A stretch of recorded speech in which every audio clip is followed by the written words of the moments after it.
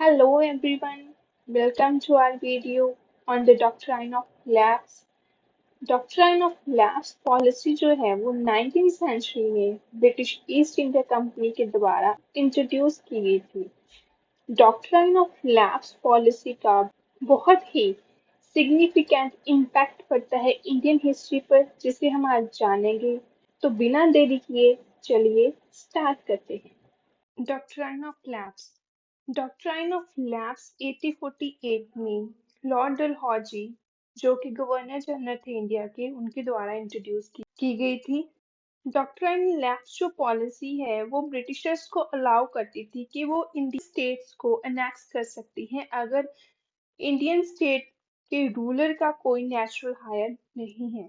मतलब अगर उनका कोई अपना बेटा नहीं है, अपना उत्तराधिकारी नहीं है, तो ब्रिटिशर उस स्टेट को एनेक्स कर सकते थे, अपने अधीन कर सकते थे। इसका मतलब ये होता था कि अगर कोई भी इंडियन रूलर की डेथ हो जाती है और उनका कोई उत्तराधिकारी नहीं है, तो ब्रिटिशर्स उस स्टेट को टेक ओवर कर लेते थे।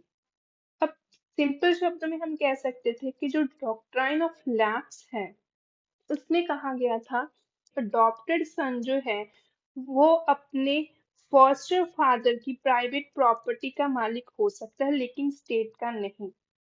और साथ ही साथ लॉर्ड डलहौजी जी भी कहते हैं कि जो डॉक्ट्राइन ऑफ लैप्स है वो हिंदू लॉ और इंडियन कस्टम पर ही बेस्ड है, क्योंकि ये सबसे पहले इंडिया में ही स्टार्ट हुआ कि आप किसी स्टेट को अनेक्स कर सकते हैं।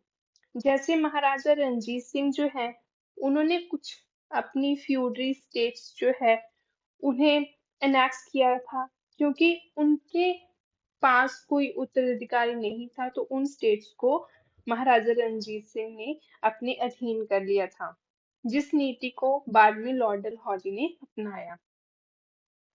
अब उसी तरह 80-20 में ब्रिटिशर्स क्या करते हैं, सतलुज के पास की जो स्टेट्स होती हैं जिनके पास नेचुरल हायर नहीं थे, उन स्टेट्स को वो अपने अधीन कर लेती हैं, अनेक्स कर लेती हैं डॉक्ट्राइन ऑफ लैप्स के अधीन।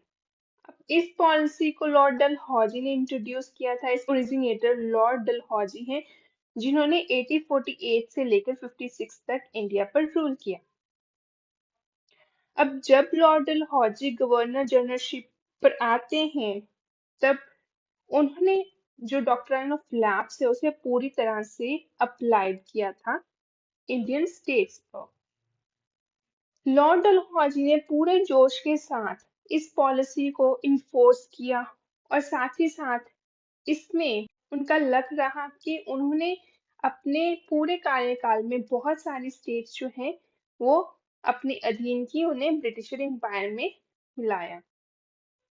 अब जो इनके प्रीडेस्टर थे, लॉर्ड डलहौजी के पहले जो गवर्नर आ चुके थे, वो क्या कहते थे कि जियो और जीने दो।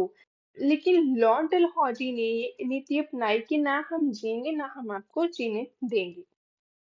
अब जो स्टेट्स लॉर्ड डलहौजी ने डॉक्ट्राइन ऑफ लैप्स के अधीन अनेक्स की थी, लॉर्ड डलहौजी के कार्यकाल के टाइम पर बहुत सारे ऐसे रूलर थे जिनकी डेथ हुई थी और उनका कोई मेल इशू नहीं था, उनका कोई उत्तराधिकारी नहीं था, जिसकी वजह से उन्होंने 7 स्टेट्स जो हैं उन्हें अनेक्स कर लिया था डॉक्ट्राइन ऑफ लैप्स के अधीन। कुछ इंपॉर्टेंट स्टेट्स हैं, जैसे 1848 में लॉर्ड डलहौजी ने अपने अधीन की झांसी एंड नागपुर। 1854 में उन्होंने इसे अपने अधीन किया। कुछ छोटी स्टेट्स थी, जैसे जैतपुर बुंदेलखंड में, संबलपुर उड़ीसा में, भगत मध्य प्रदेश में। ऐसी स्टेट्स को उन्होंने एनेक्स किया जिनके नेचुरल हायर नहीं थे।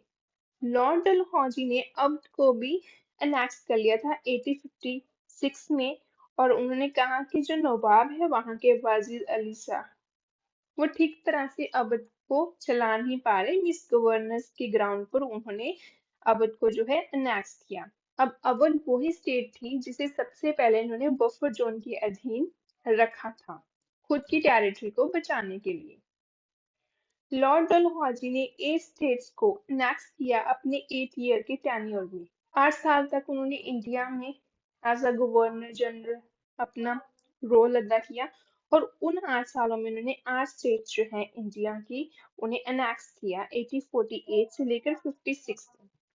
अब ये 8 स्टेट जो उन्होंने अनेक्स की थी उसके अधीन 250,000 स्क्वायर माइल्स जो है टेरिटरी ऑफ इंडिया वो उन्होंने अपने अधीन कर ली थी।